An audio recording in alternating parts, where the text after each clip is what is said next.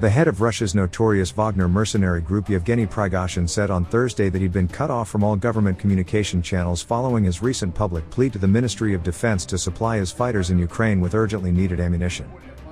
In order to stop me from asking for ammunition, they turned off all special government phone lines in all of the offices and Wagner units, and blocked all my passes to the agencies responsible for making decisions, Prigozhin said in a message posted on his Telegram channel.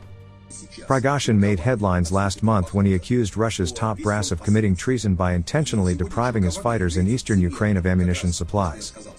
He subsequently called on ordinary Russians to help him put pressure on the country's regular army to share their supplies of ammunition with Wagner mercenaries.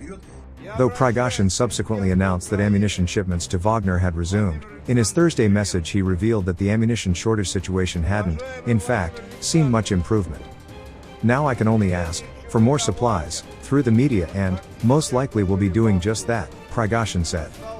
A close ally of President Vladimir Putin, Prigozhin has been engaged in a public standoff with Russian military officials for months now, accusing them of taking credit for victories won by Wagner fighters and of slowing down the advance of Wagner units in Ukraine with red tape. Meantime, mercenaries from the group have taken a beating on the battlefield in Ukraine. But that won't stop them from operating around the world on Russia's behalf, the US intelligence community believes.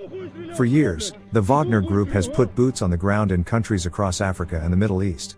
The US intelligence community expects this presence to continue, according to a newly unclassified threat assessment report by the Office of the Director of National Intelligence.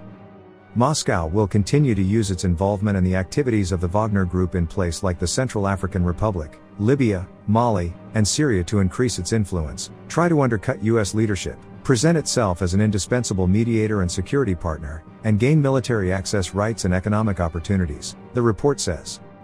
Russia's efforts to exert its influence won't be limited to these countries, either.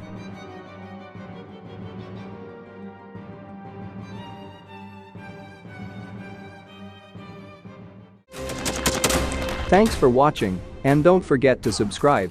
Also, if you want to support Warthog Defense, please become our member and get early access to new videos, exclusive members-only videos, and become administrator in comment section. The membership link is in the description. Rescues every day. We had a guy last week, it's 6 rescues in 6 days. He's doing the job every day.